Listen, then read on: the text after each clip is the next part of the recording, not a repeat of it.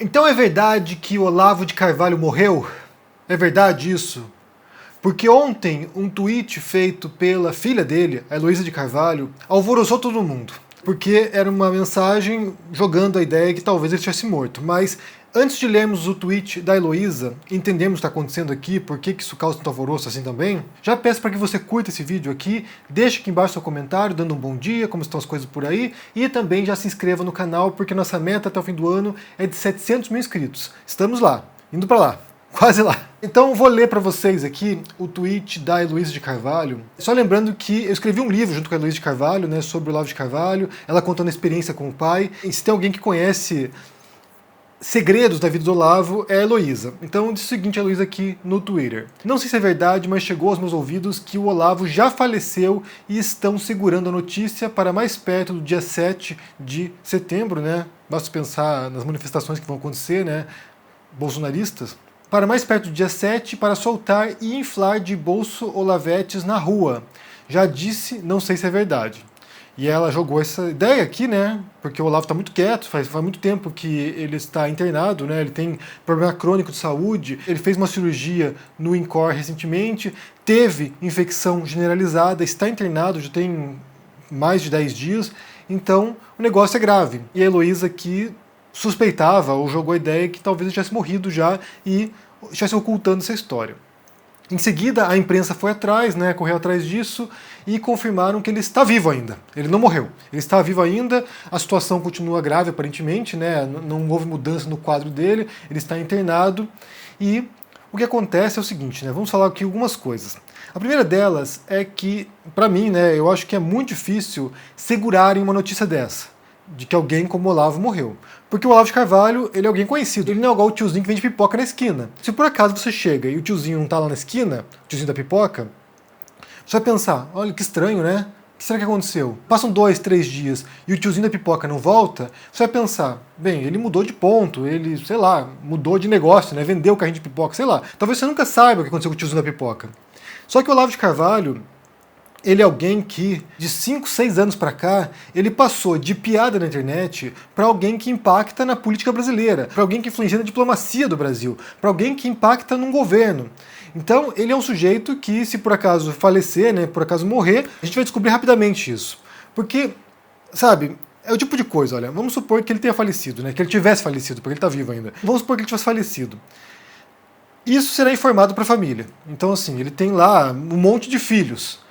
Vão contar para os filhos deles, talvez não para Heloísa, porque Heloísa se tornou uma crítica do pai, se tornou alguém que se opõe aos projetos do pai, né? Então contariam para os filhos que concordam com o pai e que vivem da marca olavista. Contariam para esses filhos, são um monte de filhos. E daí esses filhos, muitos deles vão contar para pessoas próximas também, para amigos, né? Olha só, meu pai faleceu hoje, meu pai morreu hoje.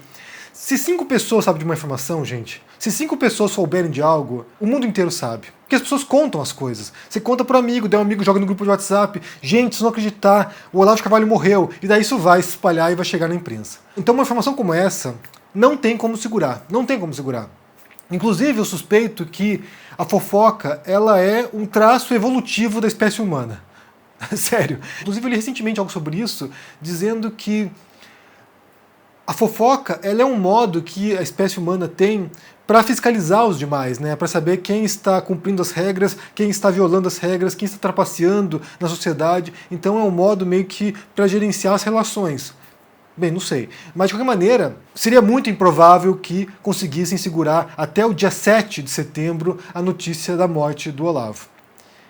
Por outro lado, eu imagino que a situação seja grave do Olavo. Que seja realmente grave, não sabemos se ele vai conseguir se recuperar ou não, se ele vai sair da UTI ou não, mas suspeito que seja grave. Por quê? Porque o Olavo, ele era alguém que quando estava saudável, publicava no Facebook 10, 15, 20, 30 postagens por dia. Ele era alguém que ativamente alimentava a conta do Facebook dele, a gente vai entender por que isso.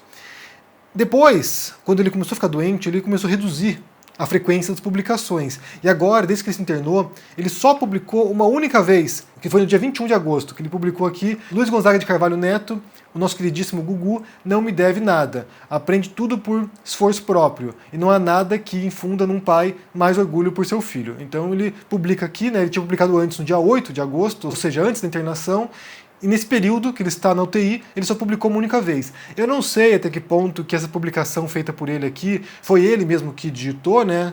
Sei lá, recobrou a consciência e digitou, ou se alguém publica, alguém cuida da conta por ele. Mas o fato é que uma pessoa que é tão ativa na internet, ficar tanto tempo em silêncio assim, gera no mínimo a suspeita de que o estado é grave. E daí eu volto aqui nas publicações do Olavo, né? Porque o Olavo, ele é e sempre foi um líder de seita. Isso desde o finalzinho dos anos 70. Ele é um líder de seita.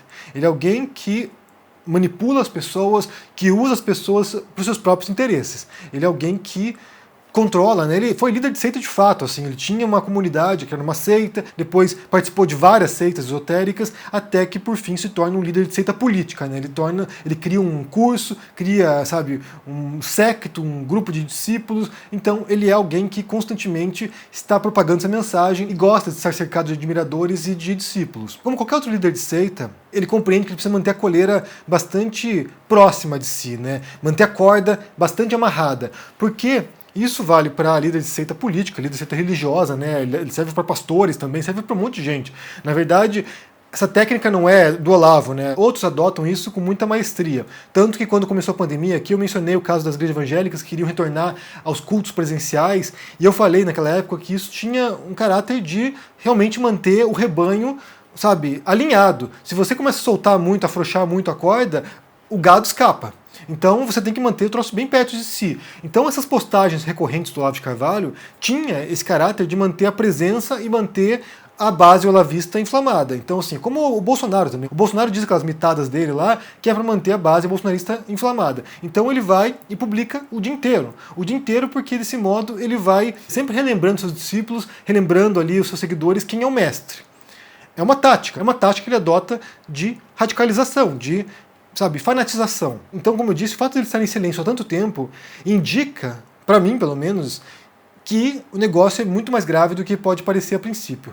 Se ele não está publicando, se ele não está fazendo vídeo, se ele não está, fazendo suas aulas, é porque realmente a situação é complicada.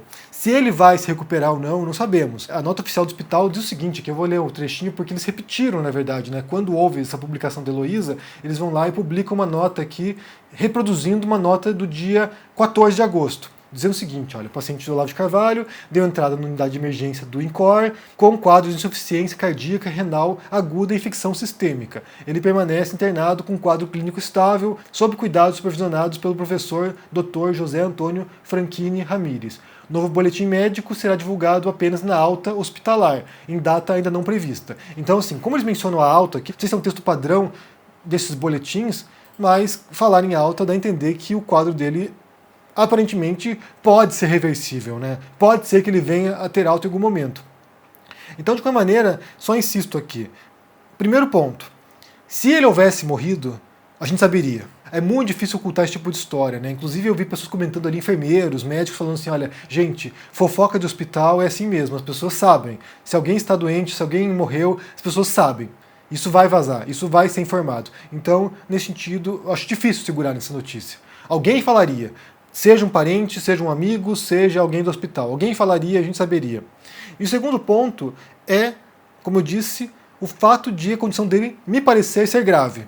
Eu acho que é grave porque ele é alguém que o tempo todo está publicando na internet. Ele está o tempo todo alimentando sua base de fanáticos. Então, o fato de ele estar quieto indica que ele não tem condições de fazer isso. Ele não está em situação, talvez, de lucidez, não está consciente ao ponto de ficar publicando no Facebook. E o fato final, né, é que ele vai morrer um dia, assim como todos nós, né? Todos nós vamos morrer um dia, e daí, quando isso acontecer, a gente retorna aqui para falar um pouco mais sobre a situação e como isso vai impactar também depois a política brasileira, porque os olavistas estão aí ainda, eles estão ocupando postos no governo, eles estão influenciando a política, eles estão com canais na internet, eles estão com jornais, eles estão, publicando as coisas, e essa mensagem dele vai continuar mesmo sem o Olavo. Quero saber o que vocês pensam sobre essa história aí, como você lê esse cenário, se tem como ocultar a morte de alguém conhecido como Olavo de Carvalho, né? Se poderiam segurar até o dia 7 de setembro, por exemplo. Eu acho difícil, mas o que vocês pensam? Deixa aqui embaixo no comentário, deixa o joinha, se inscreva aqui no canal, se torne um membro ou um apoiador para dar uma força, confira o meu livro com a Heloísa de Carvalho sobre o pai dela, né? Sobre o Olavo, contando as histórias das seitas antigas do Olavo, né? Participação dele em seitas, escândalos, rolos que ele se meteu, ou seja, um sujeito que há muito tempo tem causado problema. Então, se cuide por aí e até mais. Tchau!